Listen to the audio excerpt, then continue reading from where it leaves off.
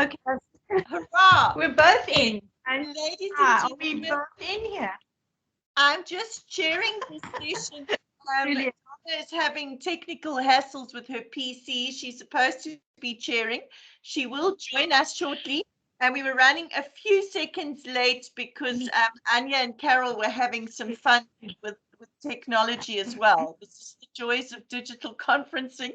So I'm not going to speak any further other than to hand over to Anya and Carol to do the presentation entitled The Pedagogical Potential of Discarded Materials. And this is a great one. It builds on the presentation, one of the presentations from yesterday by Julie Hay. Right, so off over to you, ladies. You can start. All right. Just remind us how to screen share, Julieta. We go. Have you saved it on your PC? If you use the arrow next to the leave button, the arrow that points skywards, click on that. Arrow. Found that. Yep. Thank you. Okay, then switch on the computer sound share. And then browse, go to browse and find where in your, there we go. Perfect. Okay. Are you seeing it? Are you seeing it? See your screen? We can absolutely see it. Thank you so much. Over to you, ladies. Go into the first row into the slideshow. Go into the slideshow. There we go. Then Julia. There we go. Yes. Can you still see us? We can. Okay. Right. Hi. All right. Bundled up and cozy, and we can see your presentation. So you can give it a whirl. Okay. Thank you. Sorry about that. Hi, everybody. I'm Carol Scott. I've been involved in early education for 30 years, beginning in South Africa and then in New York City. I received a master's in childhood ed from Hunter College while working at a Reggio-inspired private school, where I was introduced to the Material Center, which is a space dedicated to housing discarded materials for teaching and learning. I have also worked in diverse inner city public schools in New York City, and I'm currently the materials director at Africa A+ Schools. Hi, I'm AnyaMorris and I'm co-presenting with Carol. After 30 years of working as a preschool teacher and principal, I joined LRU. I've worked as an ECD teacher, trainer and supporter. I served as the pilot project director when Africa A+ Schools started in 2015, and I'm currently the program director at Africa A+ Schools, and I have a master's in education from UCT. Africa A+ Schools is an NPO. Our focus is pedagogical. We enable teachers to provide children with quality early learning experiences, no matter the context that the teachers and community might find themselves in. The A+ stands for Arts Enriched. We use the arts, drawing, painting, music, movement, drama, puppetry, clay, to create joyful learning experiences that nurture children's imagination, creativity, and problem-solving skills, while realizing the aims of the 0 to 4 National Curriculum Framework and the outcomes of CAPS. The presentation today tells you about an Africa A+ project we call iZinto Africa. And iZinto, by the way, means things in isiXhosa. I don't know who that is. Turn your phone off. Oops. Turn your phone. Okay, sorry, done. So here we go to slide 2.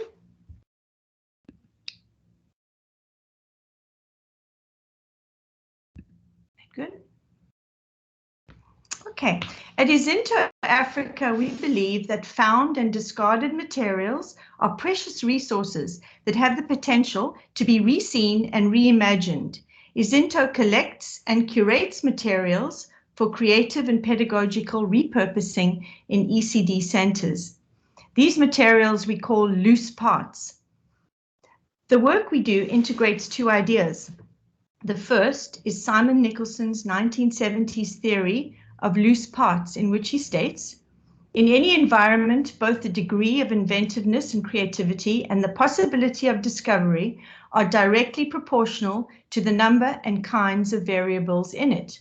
And the second is the Remida, a material center in Reggio Emilia, Italy, based on the educational philosophy of Loris Malaguzzi, which suggests that children need to be given opportunities to explore materials and express their learning in multiple ways.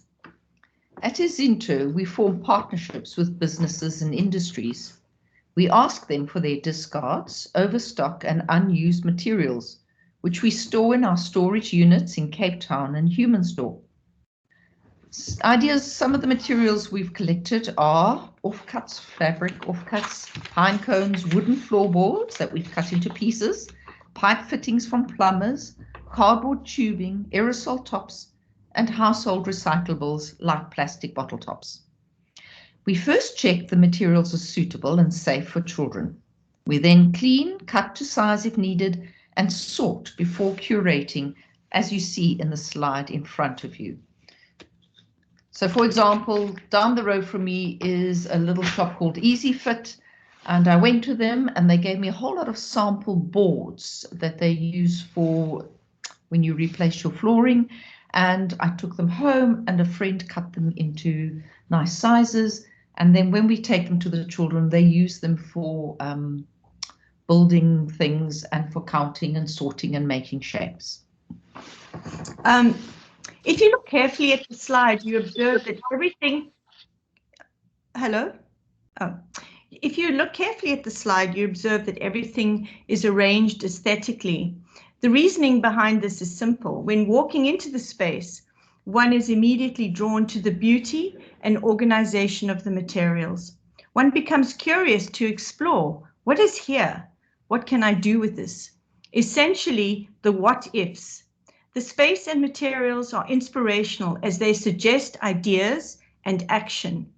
When we talk about the discarded items, we refer to them as materials, as words like waste, rubbish, or recyclables sometimes have negative implications. Our action research at Malungeni, which is a rural village outside of Mthatha in the Eastern Cape, began in May 2021. This presentation describes 2 ECD centers and 20 ECD practitioners who participated in a 4-day workshop and 4 on-site visits, focusing on the potential of loose, open-ended materials. Our work began with Carol and I planning activities, and we selected particular loose materials to fill 2 boxes, one for each of the schools. Here's some of the things we put in each box. Cardboard rolls that could be toilet, paper towel, and industrial strength rolls cut into various sizes. We put in natural materials like sticks, shells, corks, pine cones. Wooden slats, those old floorboards cut into pieces. Plastic and cardboard cones from weaving and sewing companies. Plastic bottle tops in different colors. Large plastic aerosol lids. And upholstery fabric that we'd sewn into mats, cut into shapes and cloths. These were all sent on to Malungeni by taxi. Carol and I then followed by car with some more loose parts 2 days later. The work at Malungeni itself was done in 2 parts. The on-site activities at gave the Malungeni practitioners ideas on how to use the loose parts, and these on-site activities were done at the 2 preschools. In the afternoons, we facilitated workshops with the teachers. The afternoon workshops were designed for the teachers to experience their own creativity and to understand the value of and how to use loose parts with children. We had a very clear intention. If we want practitioners to nurture the children's creativity, we need to make jolly sure that they are in touch with and enjoying their own creativity. This slide illustrates the school context. It shows the Libongo preschool with 22 children headed by Nokozolo Mtini and assisted by the teacher Matsidiso Madisikela, in a shipping container housed in a large church hall. Space was very limited in the container, and there was little evidence of materials except for the Lego that the children were playing with on arrival.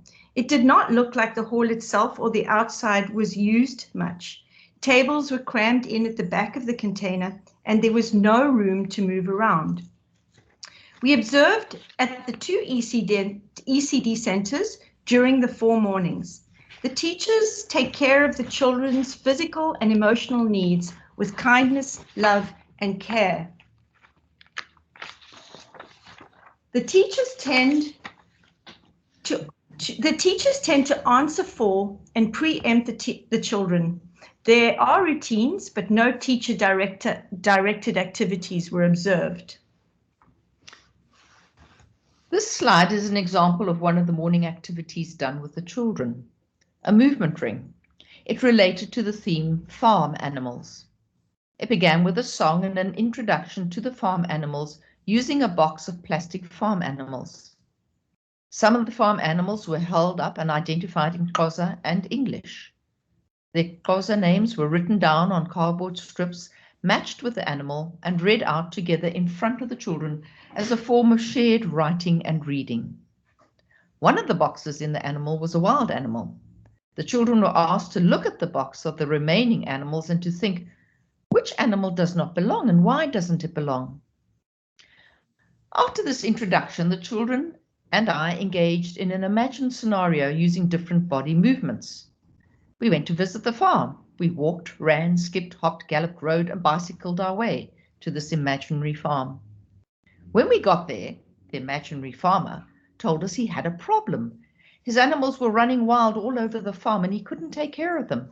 The farmer hoped we could help him solve the problem because he needed each kind of animal in their own place. Each child chose a plastic farm animals, and a box of loose parts was unpacked onto the floor. In this slide, you see the children building and creating a home for the animal in their care. The teachers supported the children's thinking and language development by asking open questions such as, how can you protect the animal from the rain or sun? What does the animal need that you need to think about now that the animal can't walk around freely? How can you make sure that the animal won't get out? Do you think animals get lonely on their own? What can we do about that? Why can some animals be put together and some animals need their own space? The children solved the farmer's problems by using loose parts to build enclosures for the animals. The next day, we returned to Libongo to introduce storytelling using loose parts. And there were 3 parts to the story activity. The story that I told is called Anansi and the Moss-Covered Rock, and it's an African folktale from Ghana. It's really about a very naughty spider who creates a lot of mischief for all the other animals. And it's very repetitive, so it allows children to engage in a way that they can answer, they can predict the story, they can predict some of the lines. So we represented some of the animals using different materials. For example, the lion was depicted by a very large yellow aerosol lid, and Anansi the spider was a champagne cage. And I think one of the other animals was the rhinoceros was a pine cone. And this allowed the children to exercise their imaginations as I told the story. I told the story in English, and Tamkosi Mkunlu, known as Tammy to us, interpreted it into Xhosa. The second part of the activity included reading the actual book, Anansi and the Moss-Covered Rock, and then looking and discussing the illustrations in the book. And the third part was interpreting the story through the creative arts. The children drew and used Play-Doh to explore their favorite parts and any of the ideas from the story. This next slide shows the children at the Vuyo Early Childhood Center deeply immersed in a building activity with loose parts. Looking closely, one can see the learning. The children are exploring shape, space, and measurement, as well as communicating, collaborating, imagining, designing, and making, while problem solving and making decisions. I pointed out this particular learning moment that was going on during the session. One of the children was trying to balance one of the floorboards to make a roof, and it wasn't balancing. It kept falling down. And one of his friends suggested that he use one of the other materials to try and hold it up. And this was a learning moment. You could see there was collaboration, that here this child was learning about balancing.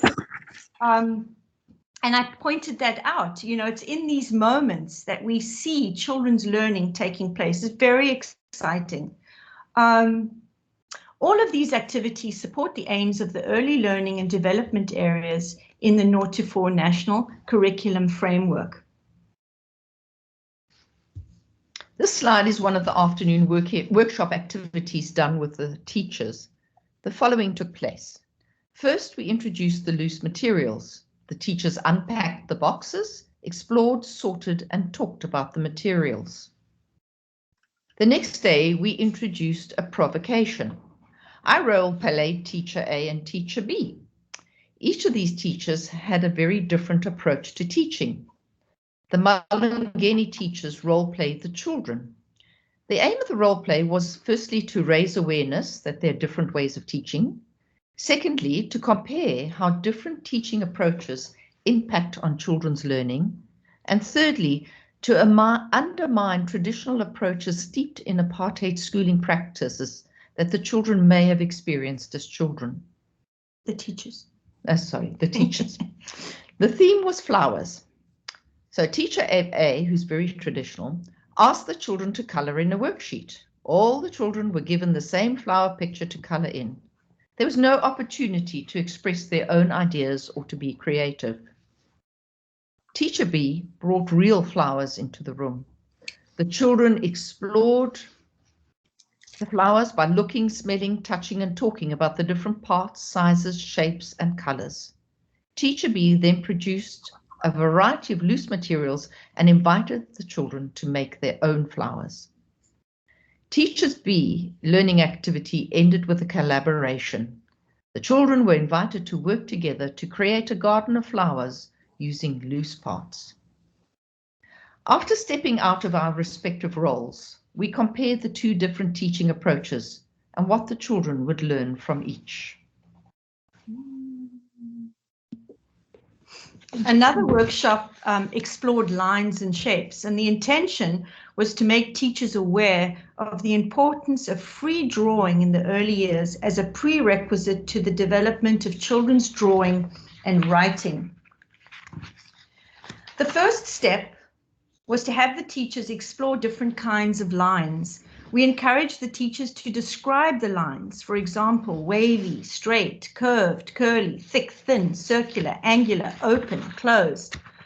When teachers talk to children and describe what the children are doing back to them, they build the children's vocabulary and conceptual understandings.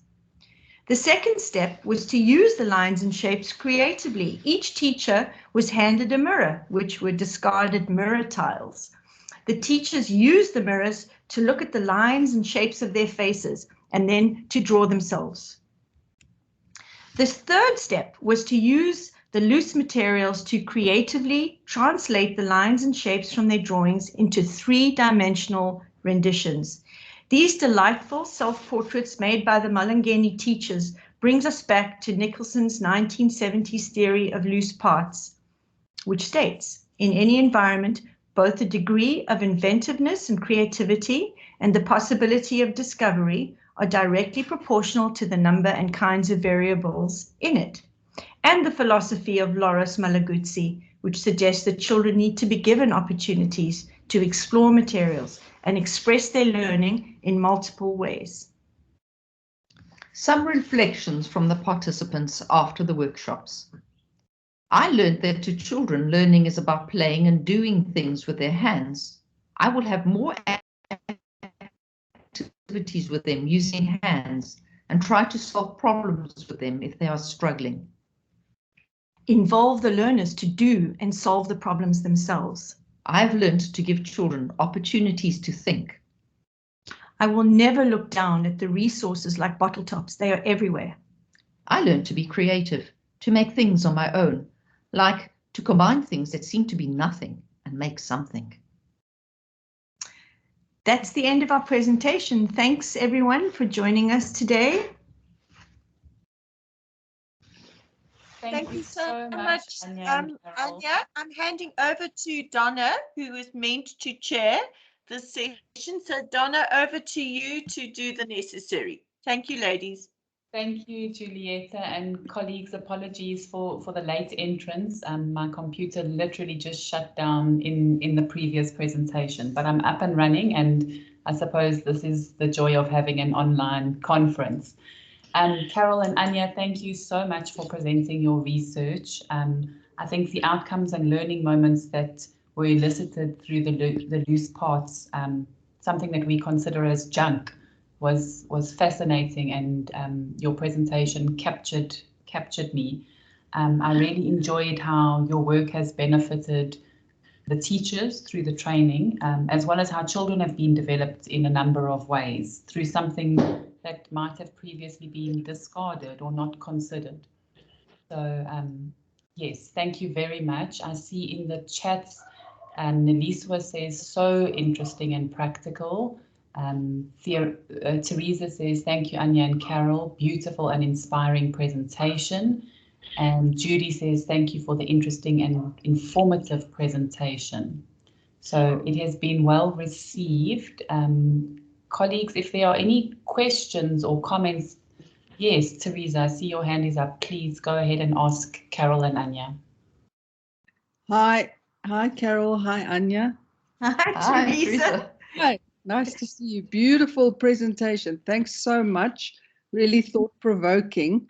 What came to me when you were talking about like not calling the materials junk and waste and whatever, I realize, you know, there's another link maybe you can make with the practices of contemporary African artists.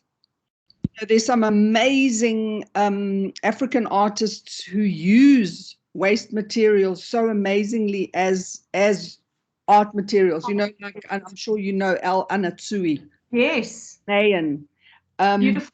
And I'm thinking maybe, you know, if we collect examples of artists like that, it could really inspire teachers also to see how using found stuff is actually a legitimate art practice. It's a contemporary practice that is so much more exciting than using bought art materials from shops. So much. I thank you so much, Teresa. I totally agree with you. There are many artists that I feel like in our next, you know, if we visit again, I think it's really important for us to actually bring this up and have people really looking, because there's lots. Yeah. We do quite a lot of collaboration, and we like to pull in on artists out of the community. Right. The A+ in Africa, A+ stands for arts and not academic. So yeah. Fantastic. Thanks. Thank you. Thanks, Teresa. Yeah. Thank you, Teresa, and for the response, Carol and Anya. I must just mention it's a lovely collaborative presentation there with both of you on the screen as well. So thank you. In the comments also, Leonie is saying, in our classes, we request that students make use of recyclable materials when completing their practical activities. So thank you for providing all these possibilities.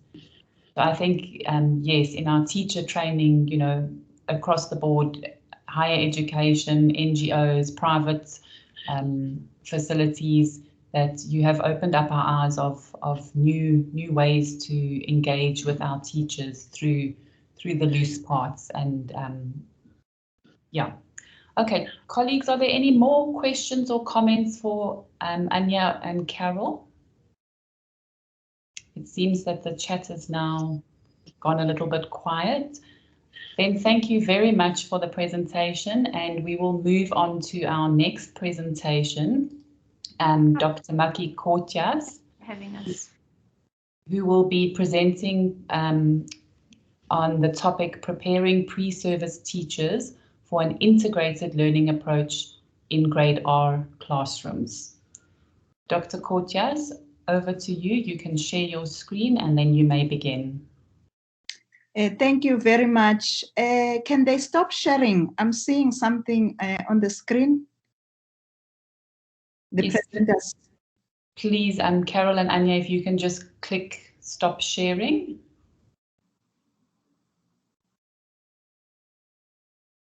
There we go. Okay, it's over to you, Dr. Kortjass. Thank you very much. I'm going to show my face just a little bit before my presentation, and then once my screen shows on this, I will close the video. Okay. Okay, I'm trying to share my screen. I hope you can see my screen. We can. Thank you, Dr. Kortjass. Can you just put it in presentation mode? Yeah. Okay. Is that clear? 100%. You can begin. Oh, thank you so much. I am Makie Kortjass from the University of KwaZulu-Natal, and my topic, as has been said, is preparing pre-service teachers for an integrated learning approach in a grade R classroom. Okay. Okay, so the aim of this study was to prepare pre-service teachers for an integrated learning approach in a grade R classroom. And the other aim was to improve and extend my pedagogical practice by implementing an integrated learning approach in early childhood mathematics teacher education. So there is a bit of a tension with this study, because on the one hand, I'm preparing pre-service teachers for an integrated learning approach, and on the other hand, I'm also looking at my practice on how I can improve my practice by implementing this approach. So as I go on with my presentation, you will pick up or you will notice this tension that I am alluding to. Hence, the key questions are, how can I prepare pre-service teachers for an integrated learning approach in a grade R classroom? The other question is, what can I learn by improving and extending my pedagogical practice by implementing an integrated learning approach in early childhood mathematics? So these questions are important because I now also want to put the focus or the spotlight on me as a teacher educator. So we have been, there are many studies about grade R teachers, what's happening in the schools, the knowledge that they possess, and so on. So I decided to put the spotlight on me as a teacher educator to say, how do I prepare these pre-service teachers for teaching in a grade R classroom? So I'm working with pre-service teachers in the foundation phase, so they need to have a good grasp of the curriculum, and they need to impart that knowledge to their future learners in an appropriate manner. So the combination of knowledge for teaching must include disciplinary, pedagogical, and practical to enable teachers to work competently with grade R learners. So they need to be developed so that they will be able to teach using an integrated learning approach. So the grade R curriculum, according to Kortjass, they say that, Kortjass allude to the fact that the grade R curriculum is made up of the following: the learning environment, the layout of the classroom, the outdoor play area, the learning materials, the teaching content, and the teaching methods the teacher uses to mediate the assessment strategies. The subjects, language, mathematics, and life skills should be taught in an integrated way. So in practice, it means that when you are teaching mathematics, for example, you will also be teaching language. So that is according to Kruger et al.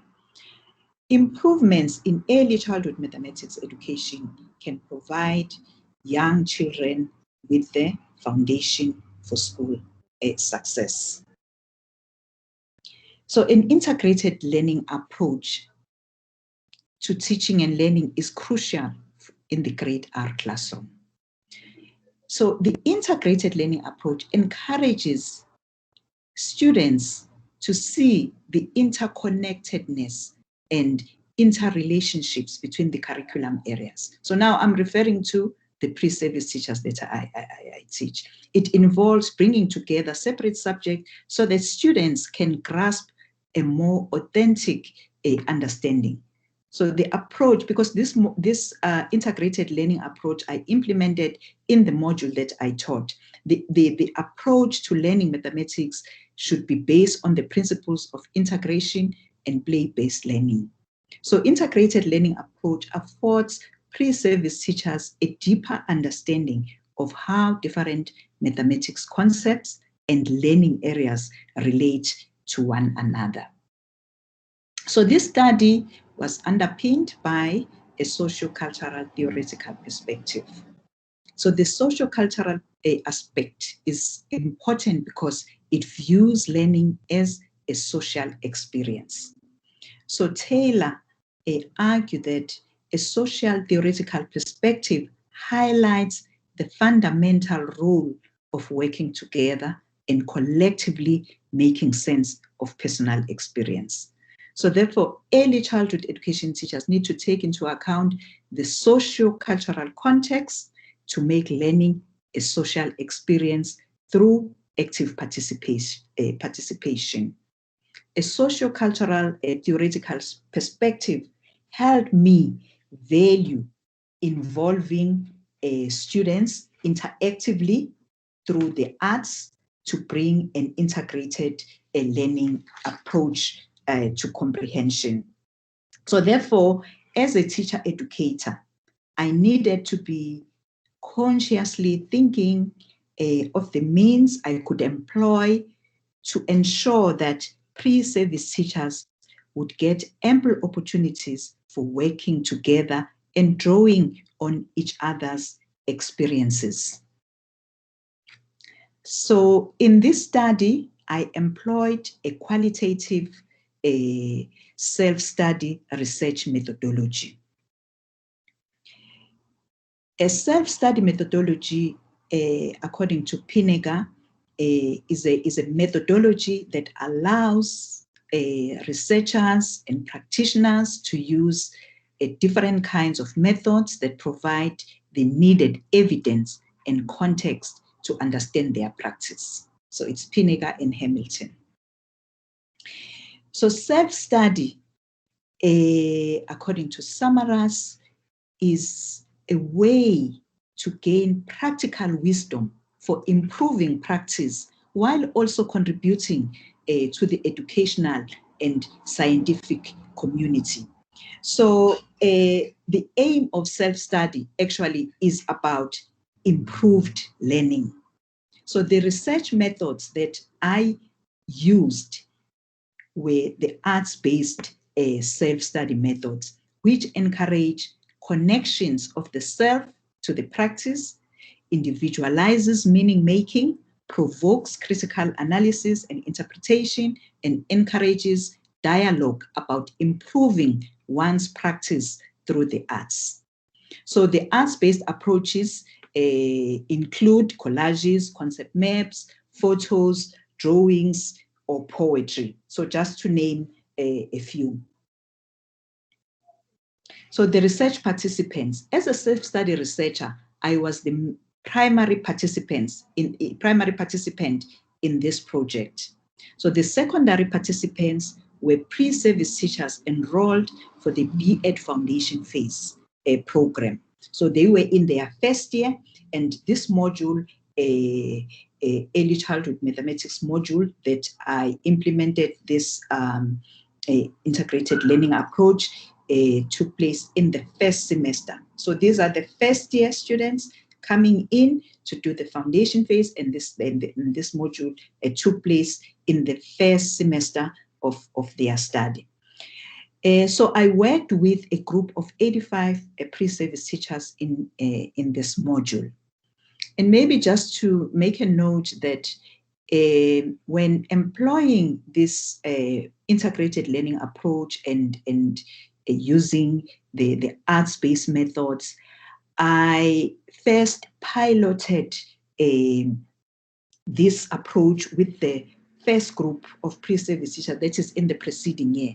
So I started with that, and then this was the second time that I was now employing this approach, more focused on the grade R curriculum on integrating the maths and the languages and the life skills learning areas.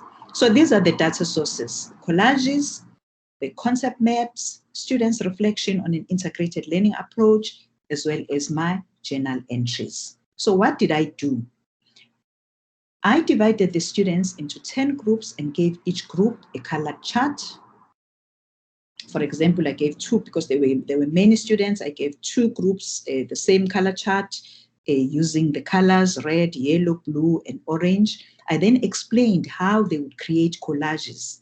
I showed them an example of a collage from the previous group. I asked the students to think about how can we integrate mathematics with languages and life skills learning area in the grade R classroom. After completing the collages, the next session focused on developing concept maps. So I guided pre-service teachers on making connections with the meanings of the images that they created and the text that they had selected and the concept that were coming through as they create the concept maps. And while they were doing that, I would move around the groups, listen to their discussions, and so on. So to create collages, the pre-service teachers perused magazines and cut out images and pasted them on charts to illustrate the connection and concepts meaningfully. So they created concept maps to show how they categorized the concepts and created links. They reflected by answering questions on an integrated learning approach.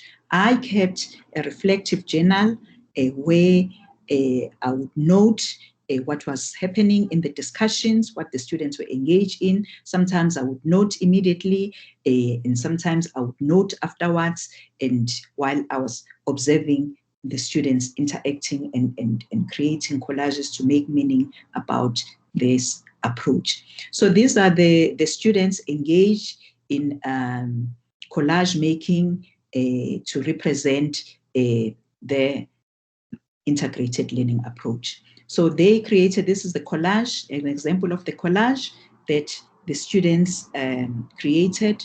And on the other side is an example of the concept map that they also developed, and they were showing how, for example, the life skills can be integrated with the maths. The learners can think about their ages, birthdays, phone number, addresses, and so on. So their interpretation, they linked the writing of numbers and colors with the language learning area.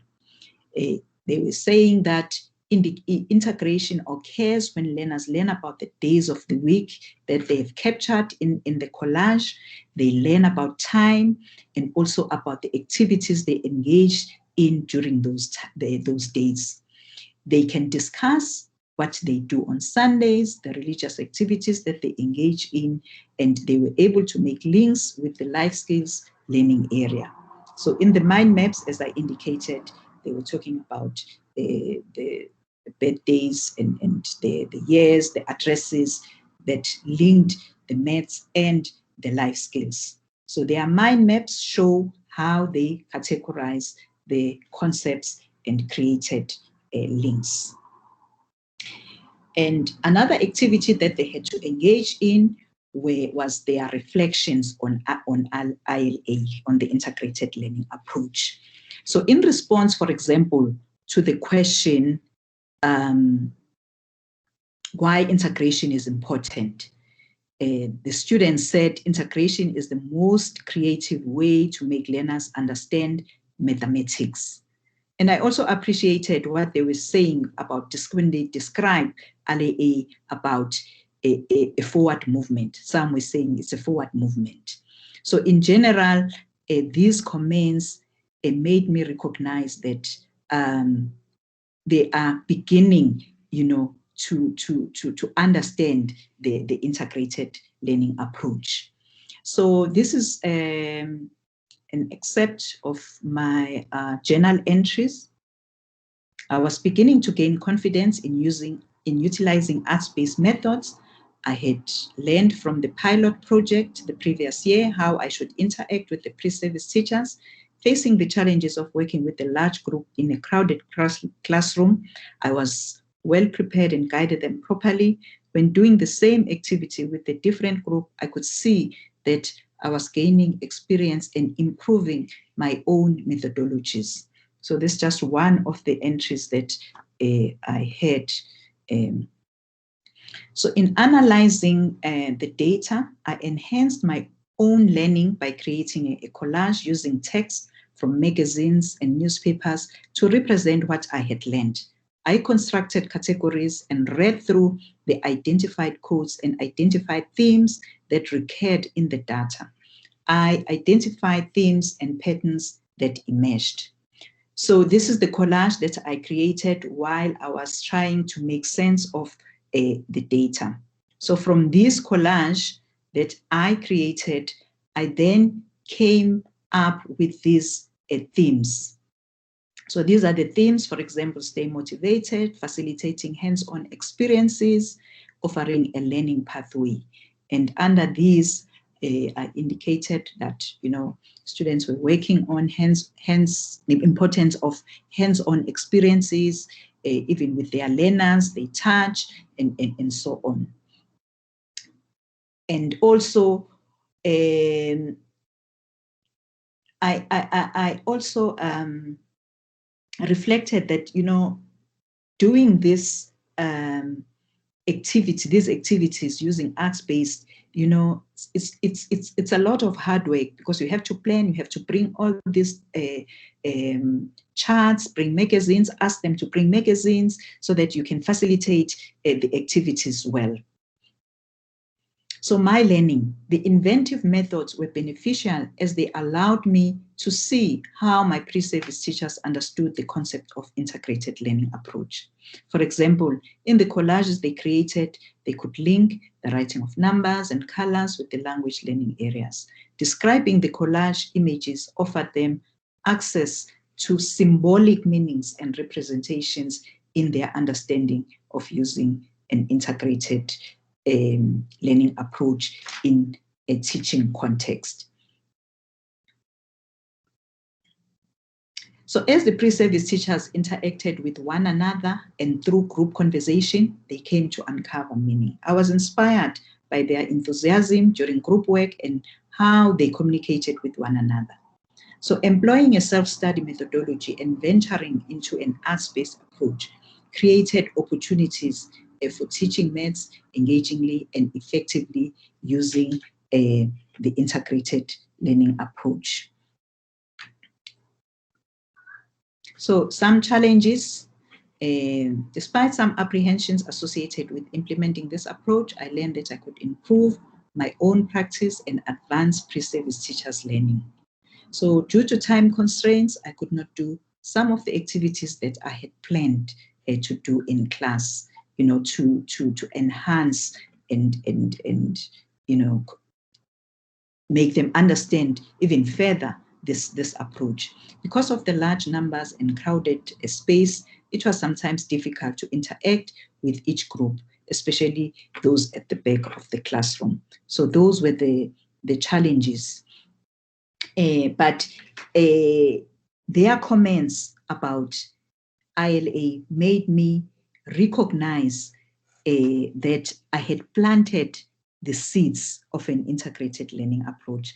I can only hope that these seeds will grow and come to fruition in the future when they become fully fledged teachers. So my recommendation, early childhood teacher educators may create exciting environments for their students by bringing mathematics and the arts together through hands-on arts-based activities to enhance their practices to benefit pre-service teachers and ultimately their future learners. I strongly recommend that teacher educators consider engaging in self-study research, including arts-based self-study methods. Thank you.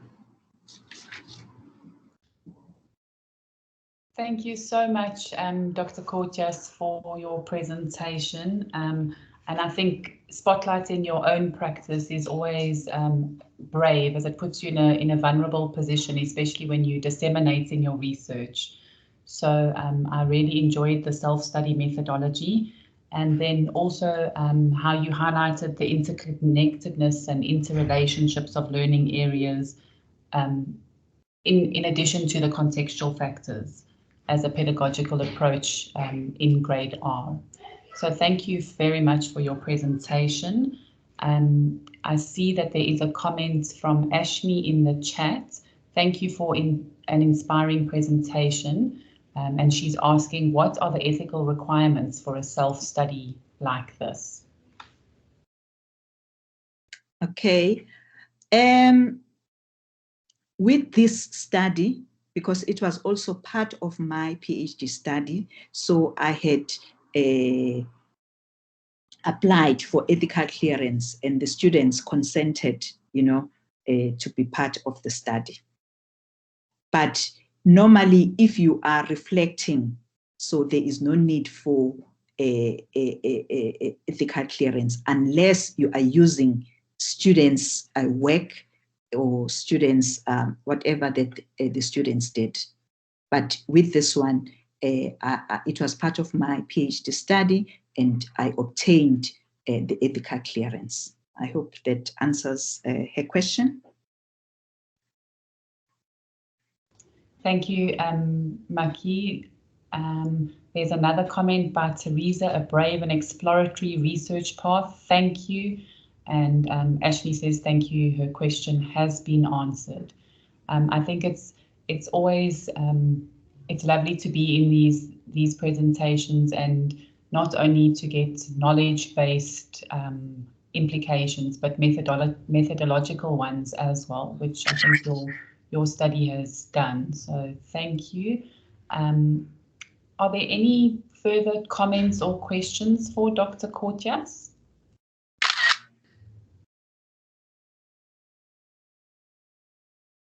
Okay. Then I'm going to end this session. Thank you to the presenters. I see that on the program there is a break now from 12:55 until 13:25. So I'm going to end this session and then you can join in the Pearson book presentation at 13:25 and the following session will start at 13:45. So thank you. I hope everybody's able to make a warm cup of coffee and grab a bite to eat because we're in for an exciting afternoon. Thank you, Donna. Thank you.